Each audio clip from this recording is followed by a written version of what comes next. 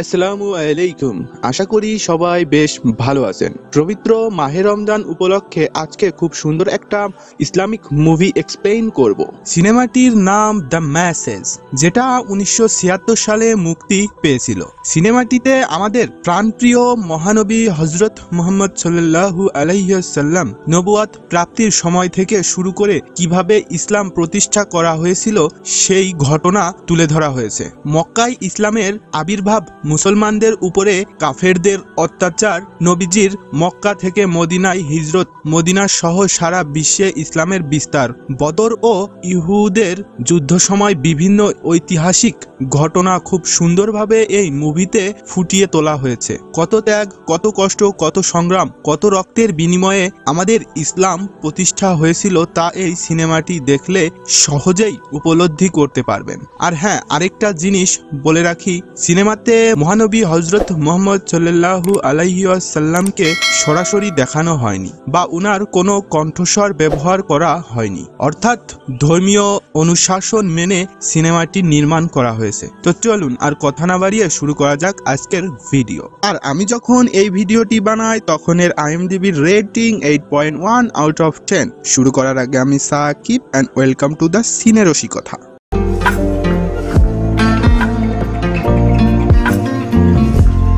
Movie শুরুর সময়টা তখন 1610 খ্রিস্টাব্দ।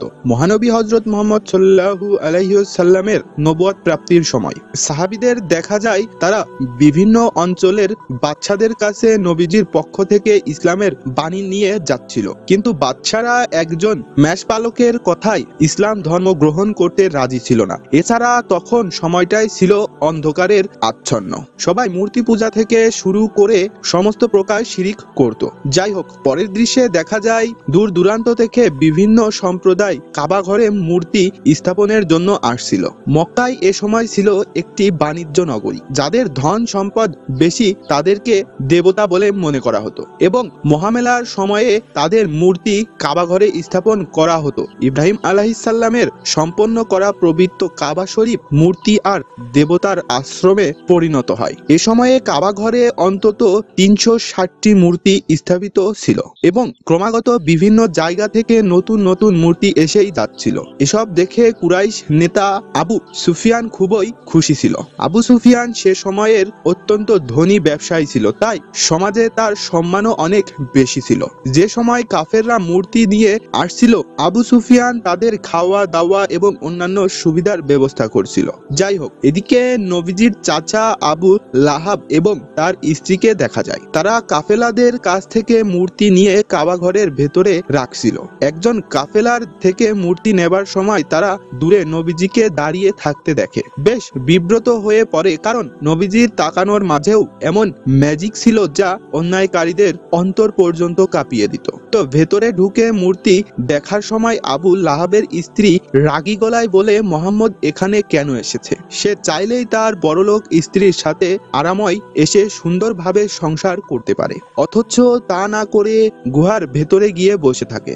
এগুলো খুবই অস্বাভাবিক ব্যাপার। তাছাড়া সে দেবতা এবং সমাজের বিরুদ্ধে গিয়ে নিজের ধ্বংস ডেকে আনার চেষ্টা করছে। সময় থাকতে তাকে থামানো উচিত, কারণ আমি তো তার চাচা আবুল লাহাব। তখন বলে মোহাম্মদ সময় হলেই শুধরে যাবে, কারণ আপনি তো তার। আবু লাহাব তখন বলে মোহাম্মদ সময় হলেই শুধরে যাবে, আর যদি না শুধরায় তাহলে তার খাল কেটে কুমির আনার মতোই অবস্থা হবে। এরপর কেটে যায় আরো কয়েকটি দিন। মক্কার মহামেলাও শেষ, আর বিভিন্ন দেশ থেকে আসা কাফেলারা ফিরে যাওয়ায় কাবা শরীফও ফাঁকা হয়ে উঠেছে। কিন্তু নবীজির গত 3 দিন ধরে কোনো খবর নেই। তিনি সেই যে হেরা গুহাতে ঢুকেছেন 3 দিনে আর একবারও বের হননি, এমনকি কারো সাথে দেখা সাক্ষাৎও করেনি। তাই বিচলিত হয়ে নবীজির সুপুত্র জায়েদ ছুটে এসে ব্যাপারটা নবীজির আরেক চাচা আবু তালিবকে জানায়। যদিও আবু তালিব ইসলামের অনুসারী ছিলেন না, তবে তিনি নবীজিকে অত্যন্ত স্নেহ করতেন এবং নবীজির সব বিপদ আপদের ঢাল হয়ে দাঁড়াতেন। আবু তালিব নবীজির এই অভ্যাসের ব্যাপারে জানতেন, কিন্তু তিনিও বুঝতে পারতেন না নবীজি প্রতিনিয়ত পাহাড়ে গিয়ে আসলে তাহলে কি করতেন? তিনি ভাবতেন হয়তো পাহাড়ের উপর থেকে দুনিয়াটা ভালোভাবে দেখা যায়, এজন্যই মনে হয় নবীজি সেখানে যেতেন। যাই হোক সেদিন ছিল 27শে রমজান, সোমবার, 1610 খ্রিস্টাব্দ। এই অলৌকিক রাতেই জিব্রাইল আলাইহিস সালাম নবীজির কাছে ওহী নিয়ে আসে এবং নবীজি নবুয়ত প্রাপ্ত হন। এরপরে প্রচন্ড জ্বর নিয়ে নবীজি বাড়ি ফেরেন। তিনি তার স্ত্রী খাদিজা আলী রাদিয়াল্লাহু আনহু এবং বন্ধু আবু বক্করকে এই ঘটনা খুলে বলেন। সেখান থেকে পশুপুত্র জায়েদও ঘটনাটা জানতে পারে। নবীজির সাহাবীরা উদ্বিগ্ন হয়ে বাড়ির সামনে অবস্থান করছিল। এ সময় আবু তালিব নবীজির খোঁজ নিতে আসলে জায়েদ তাকে নবীজির নবুয়ত প্রাপ্তির ঘটনাটা জানায়। আবু তালিব ব্যাপারটা বাইরে জানাজানি করতে বারণ করে, কারণ তার মনে হচ্ছিল নবীজি হয়তো কোনো স্বপ্ন দেখেছেন, কিন্তু খবরটা গোপন থাকে না। দ্রুতই কুরাইশদের কাছে ঘটনাটা ছড়িয়ে পড়ে। তাই কুরাইশের সম্ভ্রান্ত লোকেরা আবু তালিবের কাছে এসে অভিযোগ দেয় এবং নবীজিকে এসব করা থেকে বিরত থাকতে বলে। বিনিময়ে তারা নবীজিকে মক্কার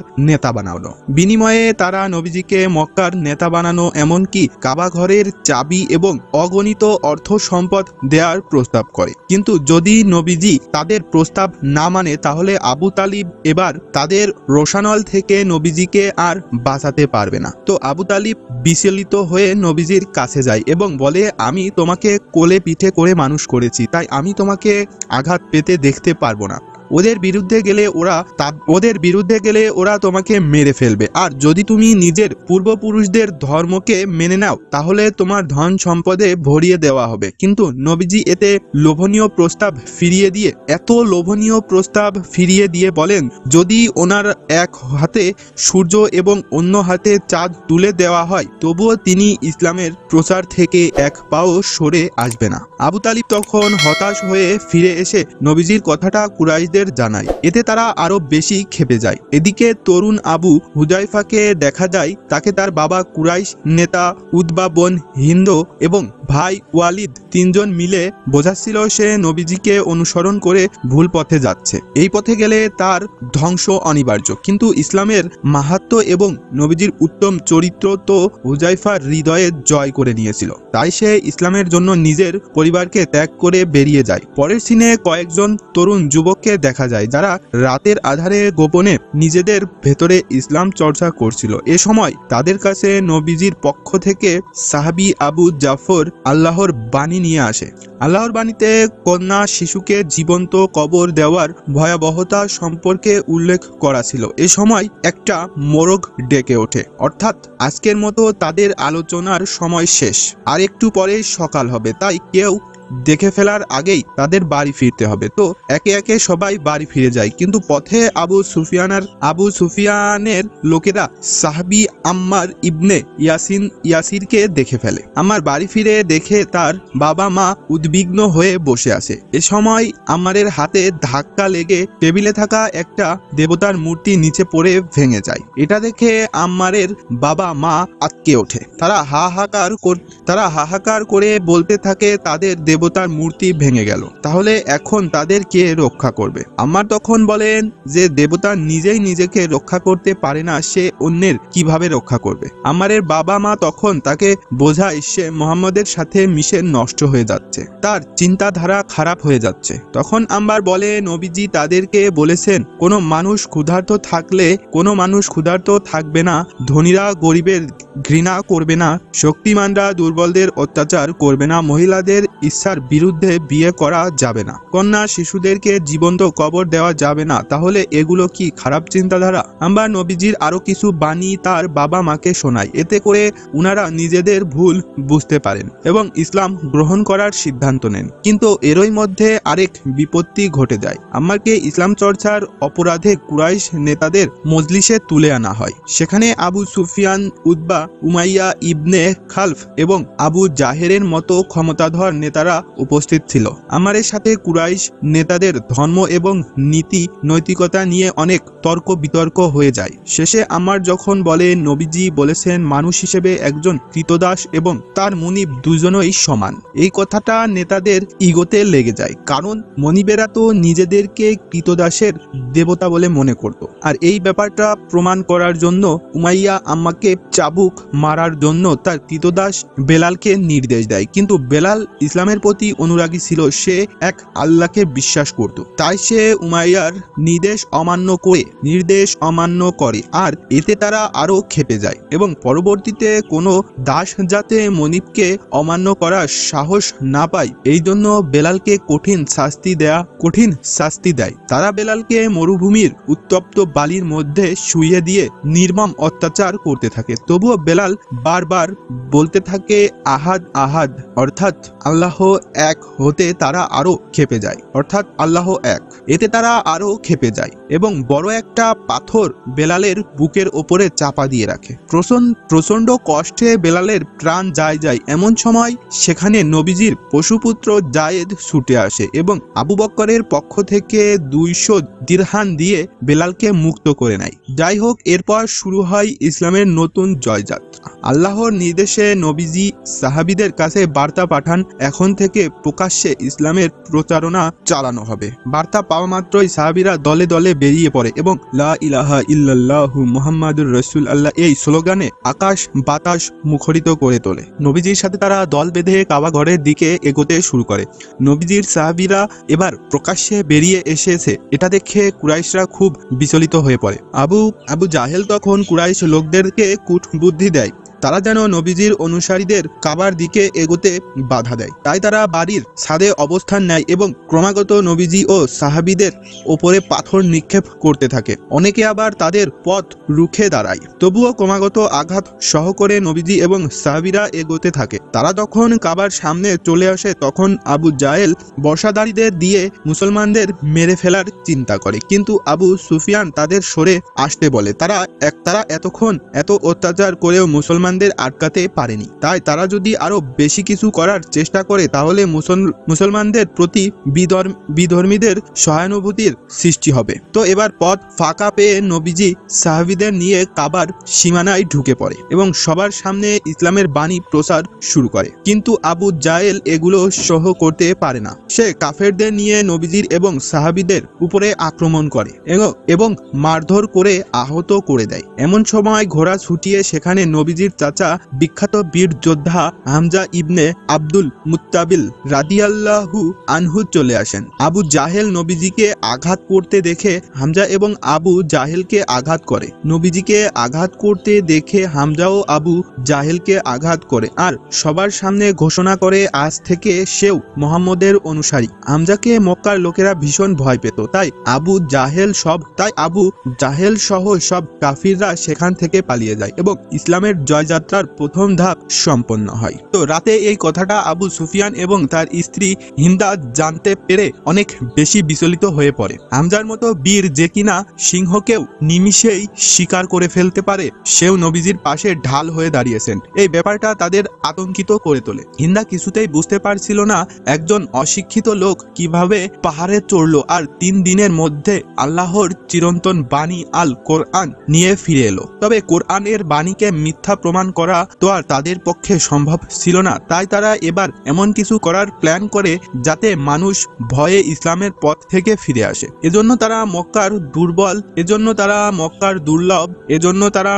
দুর্বলদের ধরে নিয়ে গিয়ে অমানবিক নির্যাতন শুরু করে। তাদের মধ্যে আম্মার এবং তার পরিবারকেও ধরে নিয়ে যাওয়া হয়েছিল। আম্মারের চোখের সামনে তার মা সুমাইয়া রাদিয়াল্লাহু আনহুকে আবু জাহেল অত্যাচার শুরু করে। তবুও সুমাইয়া এক আল্লাহর বিশ্বাসে অটুট থাকে। এজন্য আবু জাহেল তাকে দুনিয়ার ইতিহাসের সবচেয়ে নির্মমভাবে হত্যা করে। তাই আল্লাহ পাক সুমাইয়া রাদিয়াল্লাহু আনহুকে প্রথম মুসলিম নারী হিসেবে প্রথম মুসলিম নারী শহীদ হিসেবে কবুল করে নেন।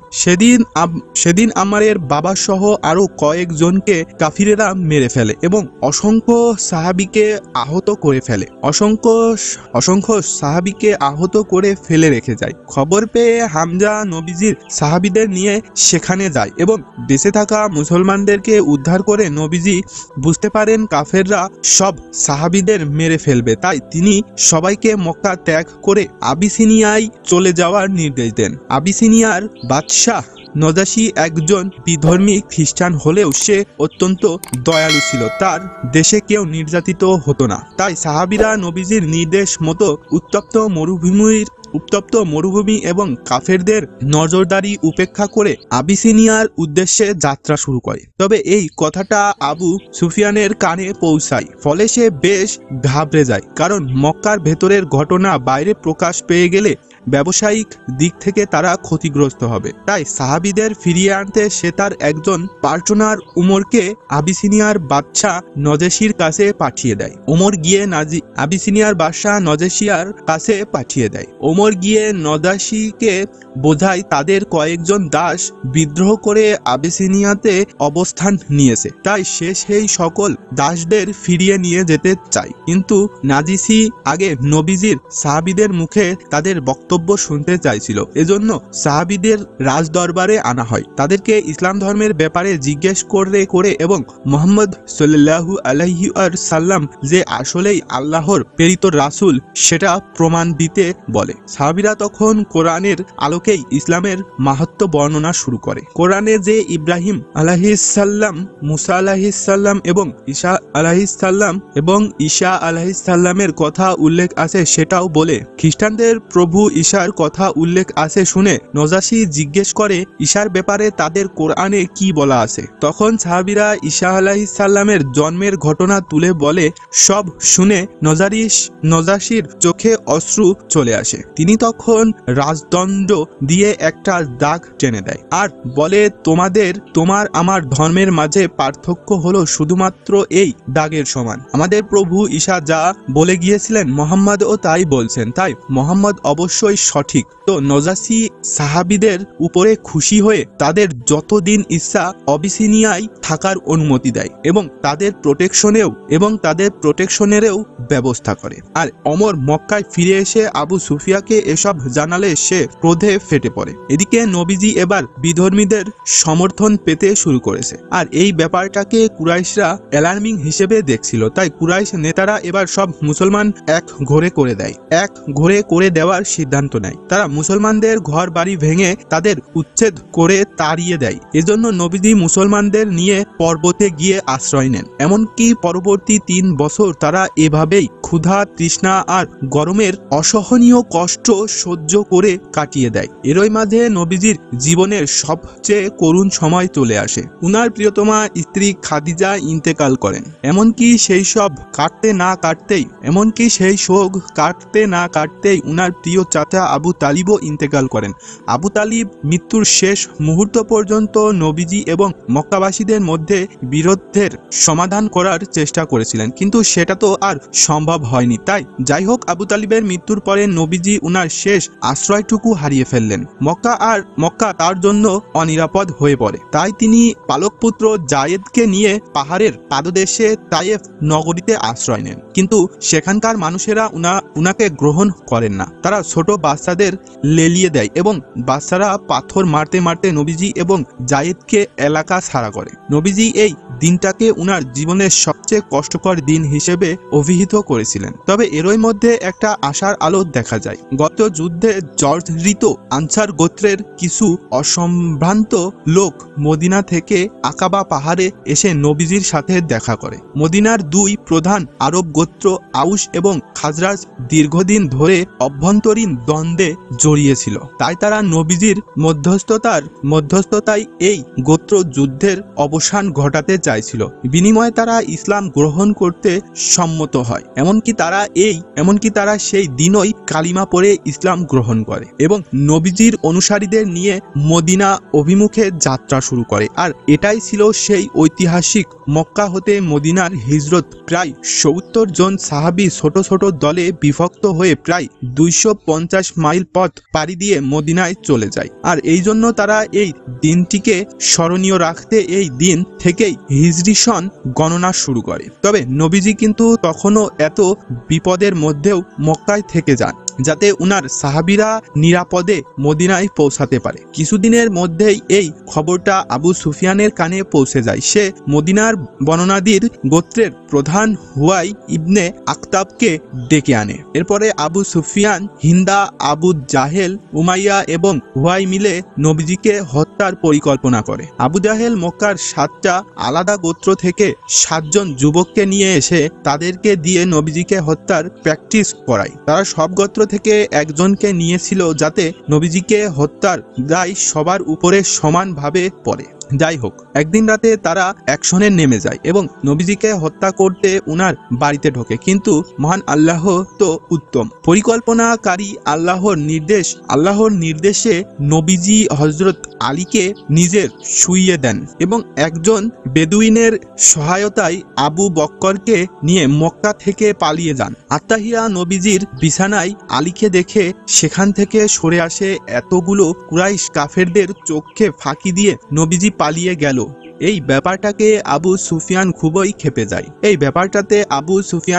ক্ষেপে যায়। সে ঘোষণা দেয় নবীজি আবু বক্কর এবং তার সাহায্যকারী বেদুইনকে জীবিত অথবা মৃত অবস্থায় যে ধরে নিয়ে আসতে পারবে তাকে সে 100টা উট পুরস্কার দেবে। পুরস্কারের কথা শুনে দলে দলে কুরাইশরা চারিদিকে ছড়িয়ে পড়ে। কুরাইশদের মধ্যে একজন পথ প্রদর্শক ছিল যার নাম কুরাইশ ইবনে কুলসুম। পাহাড়ের পথ একদম তার নখদর্পণে। কথিত আছে এই লোক বাতাসের গন্ধ শুকে পাখির বাসও খুঁজে বের করতে পারে। তাই তাদের অনুসরণ করে কুরাইশরা শাওর পাহাড়ের সামনে এসে দাঁড়ায়। বাস্তবে নবীজি কিন্তু তখন শাওর গুহার ভেতরেই লুকিয়েছিল। তবে আল্লাহর কুদরতের তো তুলনা হয় না। আল্লাহর নির্দেশে একটা মাকড়সা মুহূর্তের ভেতরেই গুহার প্রবেশ মুখে একটা জাল বানিয়ে ফেলে আর পাশেই একটা কবুতর বাসা বানিয়ে ডিম পেড়ে তা দিতে শুরু করে। এজন্য গুহার সামনে এসে কুরাইশরা ভাবে যেহেতু গুহার মুখে মাকড়সার জাল বনেছে আবার কবুতরও নিশ্চিন্তে ডিমে তা দিচ্ছে, তাহলে হয়তো দীর্ঘদিন ধরে এই গুহাতে কেউ প্রবেশ করেনি। এইভাবে তারা আর গুহার ভেতরে না ঢুকে সেখান থেকে চলে যায়। আর এভাবেই আল্লাহ আরো একবার উনার প্রিয় রাসূলকে বাঁচিয়ে দেন। যাই হোক, প্রায় 3 দিন গুহায় লুকিয়ে থাকার পর নবীজি বের হয়ে মদিনা অভিমুখে যাত্রা শুরু করেন, কারণ সেখানে উনার অনুসারীরা অধীর আগ্রহ এবং দুশ্চিন্তা নিয়ে অপেক্ষা করছিল। অবশেষে দীর্ঘ পথ পাড়ি দিয়ে নবীজি মদিনার কুবাতে এসে পৌঁছান। দূর থেকে তারা নবীজিকে আসতে দেখে আনন্দে উল্লাসে মাতোয়ারা হয়ে পড়ে। সাহাবী এবং মদিনাবাসী ছুটে গিয়ে প্রিয় নবীকে অভ্যর্থনা জানায়। পাশাপাশি মদিনাবাসী তালা আল বাদরু আলাইন অর্থাৎ আমাদের নগরে পূর্ণিমার চাঁদ উঠল এই গানটা গেয়ে নবীজিকে স্বাগত জানায়। এদের মধ্যে ভালো মানুষের ছদ্মবেশে হুয়াই ইবনে আখতাবও ছিল। সে নবীজির কাছে ভালো সাজার জন্য নিজের বাড়িতে নবীজিকে আশ্রয় দিতে চায়, কিন্তু নবীজি তা প্রত্যাখ্যান করেন। কারণ নবীজি কোনো একজনের বাড়িতে আশ্রয় নিলে এতে অনেকের মনেই অসন্তোষ দেখা দিত। এজন্য নবীজির উটকে ছেড়ে দেওয়া হয় এবং বলা হয় উট যেখানে গিয়ে থামবে সেখানেই নবীজির আশ্রয় স্থল বানানো হবে। তো উট কিছুটা সামনে গিয়ে একটা জায়গা সিলেক্ট করে দেয়। তখন সবাই সিদ্ধান্ত নেয় এখানে আল্লাহর ঘর মসজিদ বানানো হবে। এই মসজিদে তারা নামাজ পড়বে এবং এখানেই নবীজি বসবাস করবেন। তো সবাই দ্রুত মসজিদ বানানোর কাজে লেগে পড়ে। নবীজি নিজেও সবার সাথে কাজ করছিলেন। চাচা হামজা রাদিয়াল্লাহু আনহু তখন নবীজিকে বলেন, উনার তো কাজ করার প্রয়োজন নেই, এখানে কাজ করার জন্য অনেক মানুষ আছে। কিন্তু নবীজি নিজেকে বাকিদের মতোই সাধারণ মানুষ হিসেবে মনে করতেন। তাই তিনিও সবার মতোই অক্লান্ত পরিশ্রম করে অবশেষে সবাই মিলে পৃথিবীর প্রথম মসজিদ নির্মাণ করেন। মসজিদ নির্মাণ শেষ হবার পরে নবীজি কৃতদাস বেলাল রাদিয়াল্লাহু আনহুকে নির্দেশ দেন সে যেন উঁচুতে দাঁড়িয়ে আল্লাহর ইবাদতের জন্য তার মিষ্টি কণ্ঠে সবাইকে আজান জানায়। বেলাল রাদিয়াল্লাহু আনহু রাসূলের নির্দেশ মতো একটা উঁচু জায়গায় দাঁড়িয়ে দুনিয়ার প্রথম মুয়াজ্জিন হিসেবে আজান দেয়। বেলালের সুমধুর কণ্ঠ শুনে মদিনাবাসীরা বাড়ি থেকে বেরিয়ে এসে মসজিদের সামনে জড়ো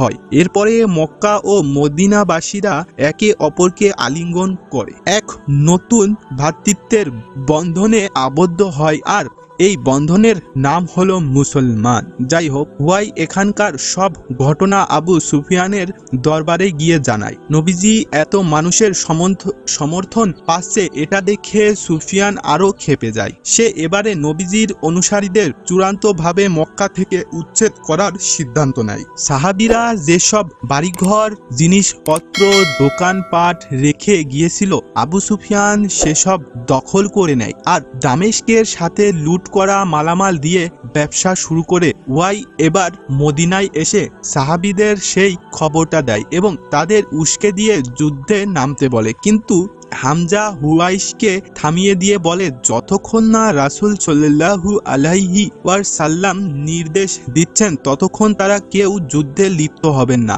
কারণ আল্লাহ এবং রাসূল যুদ্ধ, রক্তপাত এগুলো পছন্দ করে না। কিন্তু কিছুদিনের ভেতরে পরিস্থিতি এতটাই খারাপ হয়ে উঠেছে আল্লাহ নবীজিকে যুদ্ধের পথ বেছে নিতে নির্দেশ দেন, কেননা এই মুহূর্তে নিজেদের আত্মরক্ষার জন্য যুদ্ধ ছাড়া আর কোনো উপায় ছিল না। তবে আল্লাহ সাবধান করে দিয়েছেন, শত্রুপক্ষ যুদ্ধ থামিয়ে দিলে যেন মুসলমানরাও যুদ্ধ থামিয়ে দেয়। তো নবীজি আল্লাহর নির্দেশে মুসলমানদের জানিয়ে দিতেই তারা যুদ্ধের জন্য বেরিয়ে পড়ে। প্রায় 3 শতাধিক যোদ্ধা, 70টা উট এবং 2টো ঘোড়া নিয়ে তারা বদরের ময়দানের দিকে এগিয়ে যায়। তবে যুদ্ধের আগে নবীজির নির্দেশে বেলাল রাদিয়াল্লাহু আনহু সবাইকে যুদ্ধের রুলস গুলো বলে দেয়। যেমন, তারা সাধারণ মানুষকে আঘাত করবে না, কোনো অসহায় মানুষ, বিশেষ করে মহিলা, ছোট বাচ্চা এবং বৃদ্ধদেরকে আঘাত করবে না, শুধুমাত্র তাদেরকেই আঘাত করবে যারা মুসলমানদেরকে মারতে আসবে। এদিকে কুরাইশরা জেনে যায় নবীজি তাদের বিরুদ্ধে যুদ্ধ করার জন্য বদরের প্রান্তের এগিয়ে আসছেন। তাই তারা মুসলমানদের 2টো ঘোড়ার বিপরীতে 100টা ঘোড়া, 70টা উটের বিপরীতে কয়েকশো উট এবং অন্তত 1000 খানিক যোদ্ধার বিশাল বহর নিয়ে বেরিয়ে পড়ে। কুরাইশ নেতা উতবার ছেলে ওয়ালিদ যুদ্ধের খবর দেওয়ার জন্য আবু সুফিয়ানের কাছে যায়, কিন্তু আবু সুফিয়ান কুরাইশদের সাথে বেইমানি করে যুদ্ধের যোগ না দিয়ে ব্যবসায়িক কাজে পশ্চিমের দিকে বেরিয়ে যায়। আসলে ব্যবসার অজুহাতে নবীজির রোশানল থেকে বাঁচতে দূরে পালানোই তার মূল উদ্দেশ্য ছিল। যাই হোক, ওয়ালিদ ফিরে এসে কুরাইশ নেতাদের এই কথাটা জানালে তারা আবু সুফিয়ানের উপরে বেশ আপসেট হয়, কিন্তু তারা যুদ্ধের সিদ্ধান্তে অটল থাকে। তারা এবার মুসলমানদের শেষ করেই ছাড়বে। অন্যদিকে মুসলমানদের দেখা যায় তারা বদরের কূপগুলোর কাছে আশ্রয় নিয়েছিল। তো পরের দিন সকালে নবীজির নির্দেশে তারা প্রাণ ভরে পানি পান করে এবং কূপগুলো পাথর দিয়ে ভরাট করে ফেলে, যাতে কুরাইশরা এখানে এসে পানি পান করতে না পারে। পানি পান করতে না পেরে দুর্বল হয়ে যায়। তবে কয়েকটা কূপ মুসলমানরা নিজেদের দখলে রেখে দিয়েছিল, যাতে প্রয়োজনে নিজেদের চাহিদা মেটানো যায়। তো কিছুক্ষণের ভেতরে কুরাইশদের বিশাল বহর বদরের ময়দানে এসে পৌঁছায়। নবীজির পরিকল্পনা মতো কুরাইশরা কূপের কাছে এসে অসহায় হয়ে পড়ে। এত দূর থেকে এসে তারা তৃষ্ণার্ত ছিল, তাই পানি না পেয়ে তারা কিছুটা হলেও দুর্বল হয়ে পড়ে। তবে এদের দিক থেকে তারা তখনও স্ট্রং ছিল। যাই হোক, আরবদের একটা একটা নিয়ম ছিল, মূলত যুদ্ধের আগে তারা দৈত্য যুদ্ধে অংশ নিত মানে দুই পক্ষের সেরা 3 জন যোদ্ধা তরবারি বা বল্লম দিয়ে মুখোমুখি লড়াই করবে, আর এরপরেই মূল যুদ্ধ শুরু হবে। তো কুরাইশ কাফিরদের পক্ষ থেকে এগিয়ে আসে উতবার ভাই সায়েবা এবং উতবার ছেলে ওয়ালিদ, আর মুসলমানদের পক্ষে যুদ্ধের জন্য এগিয়ে আসে মহাবীর হামজা, মহাবীর আলী রাদিয়াল্লাহু আনহু এবং উবাইদা রাদিয়াল্লাহু আনহু। তো 6 জন মুখোমুখি হবার পরে যুদ্ধ শুরু হয়। যুদ্ধের কিছুক্ষণের ভেতরেই মহাবীর হামজা সাহেবাকে হত্যা করে, এরপরে মহাবীর আলী ওয়ালিদকে হত্যা করে। অন্যদিকে উবাইদা এবং উতবা দুজনেই একে অপরের কাছে আহত হয়। উবাইদাকে তাই আহত অবস্থায় সরিয়ে নিয়ে যাওয়া হয়, আর উবাইদাকে হামজা এবং হযরত আলী মিলে হত্যা করে। তো দৈত্য যুদ্ধে শেষ হলে এবার মূল যুদ্ধ শুরু হয়। দক্ষ সেনাপতি হামজার দিক নির্দেশনায় মুসলমানদের কাছে পরাস্ত হয়ে কুরাইশরা পিছু হটে যায়। এরপরে শুরু হয় হাতাহাতি, বল্লম এবং তরবারির যুদ্ধ। যুদ্ধের এক পর্যায়ে বেলাল তার পূর্ণ মনিব উমাইয়াকে হত্যা করে। তারপরে ইসলামের চরম শত্রু আবু জাহেলও নিহত হয়। প্রথম সারির নেতা এবং যোদ্ধাদের মৃত্যুর পরে কুরাইশরা দিকভ্রান্ত হয়ে যায়। কিছু মুসলমান মারা গেলেও অধিকাংশ কুরাইশরাই যুদ্ধে মারা যায়, আর যারা বেঁচে থাকে তারা প্রাণ বাঁচিয়ে যুদ্ধের ময়দান থেকে পালিয়ে যায়। আর এভাবেই মহান আল্লাহর অশেষ রহমতে মুসলমানরা নিজেদের প্রথম যুদ্ধেই ঐতিহাসিক জয় লাভ করে। যাই হোক, এই যুদ্ধের পরে মক্কায় হাহাকার নেমে আসে। মক্কার কুরাইশ স্ত্রীরা স্বামীদের মৃত্যু শোকে ছন্ন ছাড়া হয়ে যায়। এদিকে আবু সুফিয়ানকে দেখা যায় সে বাণিজ্য থেকে ফিরে এসে ভাবছিল, যাক, যুদ্ধে না গিয়ে এবারের মতো প্রাণে বেঁচে গেলাম। কিন্তু আবু সুফিয়ানের স্ত্রী হিন্দা রাগে যেতে পাগল হয়ে যাচ্ছিল, কারণ যুদ্ধের শুরুতে নিহত 3 জনই তার পরিবারের, মানে উতবা হলো তার বাবা, সাহেবা হলো তার চাচা এবং ওয়ালিদ ভাই। তাদের মৃত্যুর জন্য হিন্দা হামজাকেই দায়ী করছিল, কারণ হামজার তরবারির আঘাতেই উতবার মৃত্যু নিশ্চিত হয়েছিল। এই জন্য হিন্দা শপথ করে সে এমন কাউকে খুঁজে বের করবে যে হামজাকে হত্যা করতে পারবে। হামজাকে হত্যার পর সে হামজার বুক চিরে তার কলিজাটা বের করে রক্ত খেয়ে পিপাসা মেটাবে। স্ত্রীকে পাগলের মতো আচরণ করতে দেখে আবু সুফিয়ান এগিয়ে গিয়ে তাকে শান্ত করার চেষ্টা করে এবং বলে তারা মিত্রদের নিয়ে আবারও বিশাল বহর তৈরি করবে এবং সবার হত্যার প্রতিশোধ নেবে। এদিকে বেলালকে দেখা যায় জোহরের ওয়াক্তে সে আজান দেওয়া মাত্রই মদিনার সবাই দোকানপাট ব্যবসা ফেলে রেখে মসজিদে নামাজ পড়তে চলে যায়। এ সময় একজন ভিনদেশি বণিক মদিনায় ঢোকে। সে চারিদিকে শুনশান আর নীরবতা দেখে বেশ অবাক হয়। সে আরো অবাক হয় এটা দেখে যে এখানে সবগুলো দোকানের মালামাল উন্মুক্ত ভাবে পড়ে আছে। সে মুখ ফুটে বলেই ফেলে দোকানগুলো তো কেউই পাহারা দিচ্ছে না, এদের কি চুরি হবার ভয় নেই? এ সময় হামজা মসজিদের যাচ্ছিল, তাই সে নাবিকের কথাটা শুনতে পেয়ে এগিয়ে আসে এবং বলে দোকানগুলো আল্লাহ পাহারা দিচ্ছেন। এরপরে হামজা বণিককে জিজ্ঞেস করেন, মদিনায় আসার পথে আপনি নিশ্চয়ই মক্কার উপর দিয়ে এসেছেন, ওখানকার পরিস্থিতি কি আমাকে জানান। বণিক জানায় মক্কায় কুরাইশরা আবার সংঘবদ্ধ হচ্ছে, নতুন করে যুদ্ধের প্রস্তুতি নিচ্ছে। এছাড়া শোক ভুলে গিয়ে সবাই এখন নাচ গানেই মেতে আছে। তো পরের সিনে আবু সুফিয়ানের মজলিস দেখা যায়, যেখানে নাচ গানের মহা আসর জমেছিল। সেখানে হিন্দা ওয়াসি নামের একজন দাসের খোঁজ পেয়ে যায় যে নিখুঁত ভাবে বর্ষা নিক্ষেপ করতে পারত। হিন্দা ওয়াসির কাছে গিয়ে বলে সে যদি হামজাকে মারতে পারে তাহলে হিন্দা তাকে বিপুল পরিমাণে অর্থ সম্পদ সহ মুক্ত করে দেবে। তো পরবর্তী কয়েক দিনের মধ্যেই কুরাইশ কাফেররা 3000 যোদ্ধার বিশাল বাহিনী নিয়ে মুসলমানদের বিরুদ্ধে যুদ্ধ করতে উহুদের ময়দানে এসে উপস্থিত হয়। খবর পেয়ে নবীজির নির্দেশে মুসলমানরাও পর্যাপ্ত পরিস্থিতি নিয়ে উহুদের ময়দানে চলে আসে। যদিও মুসলমানদের যোদ্ধা এবং অস্ত্র সামগ্রী কুরাইশদের চেয়ে অনেক কম ছিল, কিন্তু তাদের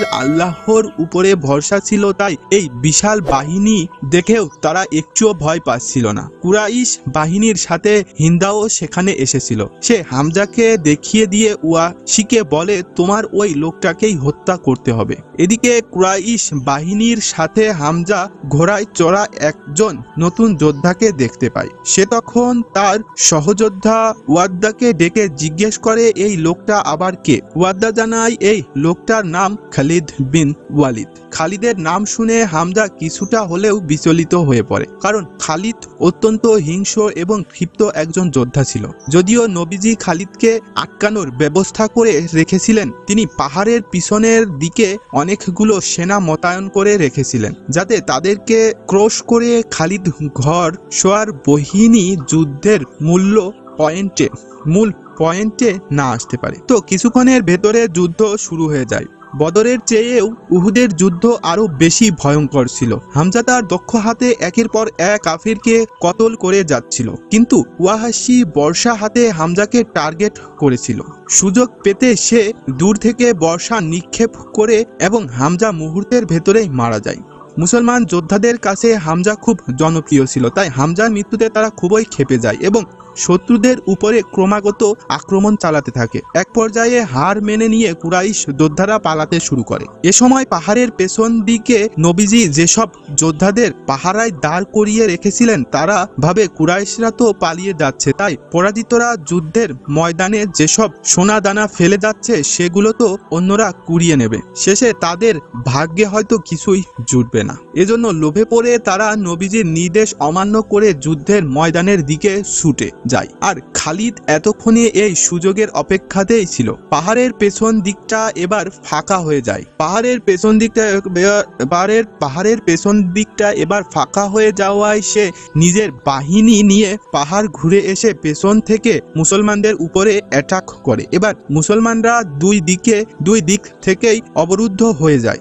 নবীজির কথাটা অমান্য করাই প্রায় জিতে যাওয়া যুদ্ধটা তারা নির্মমভাবে হেরে যায়। অধিকাংশ মুসলমান যুদ্ধের ময়দানে শহীদ হয়, বাকিরা পালিয়ে পাহাড়ের ভেতরে আশ্রয় নেয়। এবার যুদ্ধে জিতে আনন্দের সাথে কুরাইশা ফিরে যায়, তবে হিন্দ ওয়াসিকে নিয়ে অসংখ্য লাশের ভেতর থেকে হামজার লাশটা খুঁজে বের করে। সে মৃত হামজাকে অনেক তাচ্ছিল্য করে, এরপর হামজার বুক চিরে কলিজাটা বের করে সত্যি হামজার রক্তপান করে নিজের পরিবারের হত্যার প্রতিশোধ নেয়। যাই হোক, যুদ্ধে হেরে মদিনায় ফিরে আসার পরেও মুসলমানরা নিজেদের মনোবল হারায় না। তারা এটাকে আল্লাহর পরীক্ষা হিসেবে ধরে নিচ্ছিল। নবীজির নির্দেশে মুসলমানরা সিদ্ধান্ত নেয় এবার তারা মক্কায় হজ করতে যাবে। এজন্য হজের মৌসুমে নবীজি সম্পূর্ণ নিরস্ত্রভাবে মুসলমানদের নিয়ে মক্কা অভিমুখে এগোতে শুরু করে। পথে ক্লান্ত হয়ে তারা এক জায়গায় বিশ্রাম নিতে বসে, কিন্তু তখনই খালিদের ঘোড় সওয়ারির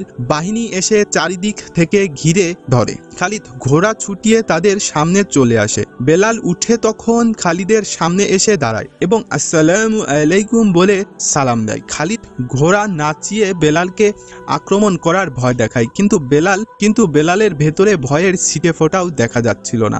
খালিদ মুসলমানদের চোখের দিকে তাকিয়ে বুঝতে পারে তার বাহিনীর কাছে থাকা যে কোনো অস্ত্রের চেয়েও এদের চোখের দৃষ্টি আরো বেশি ধারালো। এছাড়া নিরস্ত্র মানুষের উপরে খালিদ আক্রমণ করতে চাইছিল না, তাই সে নিজের বাহিনী নিয়ে ফিরে যায়। নবীজি মুসলমানদের নিয়ে সেখানেই তাঁবু গাড়েন। রাতে কুরাইশদের পক্ষ থেকে চুক্তির অফার নিয়ে সোহাইল নামের একজন আসে। কুরাইশরা মুসলমানদের সাথে আগামী 10 বছরের জন্য যুদ্ধবিরতি নিয়ে শান্তির প্রস্তাব রাখে। চুক্তি অনুযায়ী আগামী 10 বছর দুইজন পক্ষের কেউই কারোর উপরে আক্রমণ করবে না। তো এই চুক্তির মাধ্যমে মুসলমানরা খুবই আনন্দিত হয়। নবীজি এই সুযোগে ইসলামের মাহাত্ম্য সারা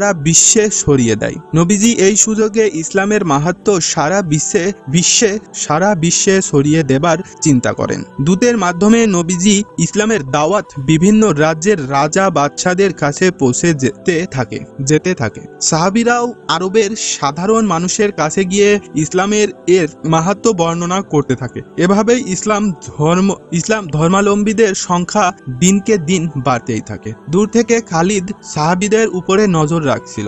ইসলামের বাণীগুলো শুনে সে এতটাই মুগ্ধ হয়ে যায় একদিন সে সোজা মসজিদে এসে নবীজির সামনে হাঁটু গেড়ে বসে। এরপর সে কালিমা পড়ে ইসলাম গ্রহণ করে এবং এতদিন ইসলামের বিপক্ষে থাকার কারণে ক্ষমা চায়। সে তার শরীরে থাকা সোনার অলংকার গুলো আল্লাহর রাস্তায় দান করে দেয়। এরপর তার তরবারি বের করে বলে, এই তরবারি দিয়ে সে অনেক মুসলমানকে হত্যা করেছে, কিন্তু আজকের পর থেকে এই তরবারি সে মুসলমানদের রক্ষা করার জন্য ব্যবহার করবে। তাই পরবর্তীতে যুদ্ধে অসামান্য কৃতিত্বের জন্য খালিদ বিন ওয়ালিদ সাইফুল্লাহ বা আল্লাহর তরবারির উপাধি লাভ করেন। যাই হোক, এভাবেই কেটে যায় আরো 3 বছর। ইসলামের মাহাত্ম্য ততদিনে সারা বিশ্বে ছড়িয়ে পড়েছিল।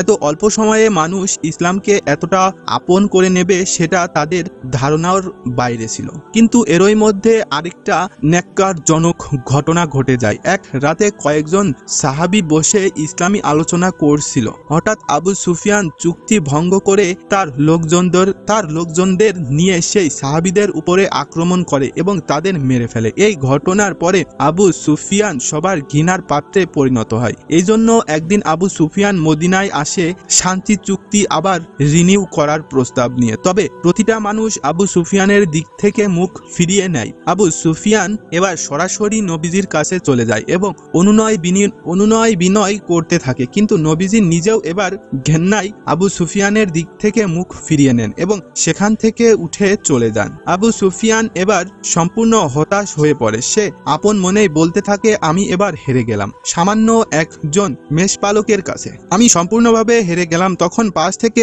খালিদ বলে ওঠে, এই মেষপালকের ধর্মই কিন্তু এখন সারা বিশ্বের চর্চা হচ্ছে, তাই তুমি মক্কায় ফিরে যাও এবং সবাইকে জানাও তোমাদের ওই মাটির তৈরির দেবতারা মরে গিয়েছে আর ইসলামের জয় হয়েছে। আবু সুফিয়ান তখন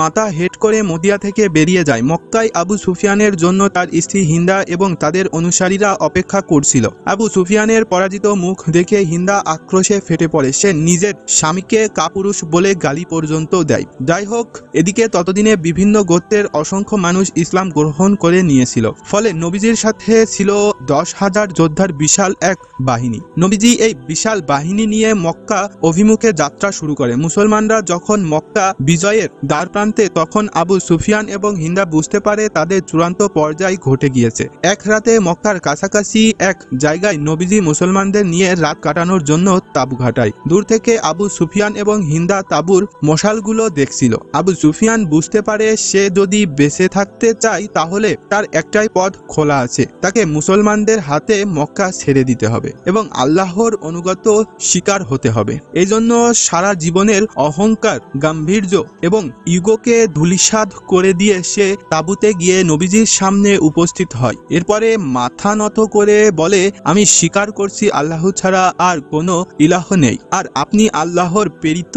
নিজের অনুগত স্বীকার করে আবু সুফিয়ান বেরিয়ে যায়। পরের দিন নবীজি মুসলমানদের নিয়ে মক্কার সীমানায় প্রবেশ করে। যেসব সাহাবীরা নির্যাতনের শিকার হয়ে মক্কা থেকে চলে যেতে বাধ্য হয়েছিল, মক্কার মাটিতে পা রেখে আনন্দে তাদের চোখে পানি চলে আসে। প্রিয় মাতৃভূমির স্পর্শ পেয়ে তাদের হৃদয়টা ভরে ওঠে। অনেকগুলো বছর পরে তারা আবারও পরিবারের সাথে মিলিত হয়। এদিকে মোহাম্মদ আসছে শুনে মক্কার বিধর্মীদের ভেতরে আতঙ্কের সৃষ্টি হয়ে যায়। নারী পুরুষ সবাই ভয়ে তড়িঘড়ি করে নিজেদের ঘরে ঢুকে দরজা বন্ধ করে দেয়। কিন্তু তারা তো তখনই আমাদের দয়াল নবীজির চরিত্র সম্পর্কে জানতো না। মক্কায় প্রবেশ করে নবীজির নির্দেশে বেলাল ঘোষণা করে, মুসলমানরা এখানে কারোর উপরে আক্রমণ করবে না, কারোর ঘরের দরজায় আঘাত করবে না, ঘরে থাকা প্রতিটি মানুষ নিরাপদ থাকবে, এমনকি আবু সুফিয়ানের ঘরেও তারা নিরাপদ থাকবে। ঘর থেকে এগুলো শুনে হিন্দা আবু সুফিয়ানকে বলে, মোহাম্মদ তাহলে নিজের কথা রাখলো, সে কাউকেই আঘাত করেনি। আবু সুফিয়ান তখন বলে, মোহাম্মদ যুদ্ধ না, বরং মানুষের হৃদয় জয় করেছে, আর এটাকেই বলে স্থায়ী বিজয়। আবু সুফিয়ান এবং হিন্দা দুজনেই তখন নিজেদের অতীত পাপের জন্য অনুতপ্ত ছিল। তারা নিজেদের ভুল এখন হাড়ে হাড়ে উপলব্ধি করতে পারছিল। হিন্দা বলে সে বাইরে যেতে চায়। আবু সুফিয়ানও নিশ্চয়তা দিয়ে বলে তারা অবশ্যই বাইরে যাবে, কারণ মুসলমানদের কাছে তারা সম্পূর্ণ নিরাপদ। যাই হোক, নবীজি মক্কায় ঢুকে সোজা কাবা ঘরে চলে যায়। তখনও কাবাকে কুলসিত মুক্ত করা বাকি ছিল, কারণ তখনও কাবা ঘরে অন্তত 360টা মূর্তি রাখা ছিল। তিনি নিজের লাঠি মোবারক দিয়ে মূর্তি ভাঙতে শুরু করেন। এরপরে সাহাবীরাও ভেতর থেকে মূর্তি বের করে এনে ভাঙতে শুরু করে। কাবাকে আবারও পবিত্রতা ফিরিয়ে দিতে পেরে মুসলমানেরা উল্লাসে মেতে ওঠে। এ সময় নবীজির নির্দেশে বেলাল কাবা ঘরের ছাদে উঠে বেলালের জাদুকরী কণ্ঠের আজান শুনে সবাই একদম নিশ্চুপ হয়ে যায়। মরুর তপ্ত দুপুরেও সবার শরীরে শীতল স্রোত বয়ে যায়। আর অচিরেই নবীজি মক্কাকে পবিত্র জায়গা হিসেবে ঘোষণা করলেন এবং মক্কায় ইসলামী শাসন এবং সমাজ ব্যবস্থা কায়েম করলেন। নবীজি নিজের দায়িত্ব সঠিকভাবে সম্পন্ন করার পরে নিজের মৃত্যুর আভাস পাচ্ছিলেন, আর এই জন্য তিনি অনুসারীদের উদ্দেশ্যে বিদায় হজে ভাষণ রাখলেন। তিনি বিদায় হজের ভাষণে ইসলামের মাহাত্ম্যকে পুরোপুরিভাবে বর্ণনা করেন এবং কিভাবে দিনের পথে চলতে হবে সেই নির্দেশনা দেন। এরপরে তিনি এটাও জানিয়ে দেন উনার সময় ফুরিয়ে আসছে, খুব শীঘ্রই উনাকে মৃত্যুর মুখোমুখি হতে হবে। উনার মৃত্যুর পরেও মুসলিমরা যেন ইসলামের মাহাত্ম্য বজায় রাখে। নবীজির ভাষণ শুনে উপস্থিত মুসলিমরা কেঁদে ভাসিয়ে ফেলে। এরপর ইসলামকে সবার জীবন বিধান হিসেবে নির্বাচিত করে তিনি নিজের ভাষণ সমাপ্ত করেন। যাই হোক, এরপরে 1632 সালের জুনের 4 তারিখে 64 বছর বয়সে আমাদের প্রিয় নবী হযরত মুহাম্মদ সাল্লাল্লাহু আলাইহি ওয়াসাল্লাম পরলোক গমন করলেন। নবীজিকে মদিনায় নিজের বানানো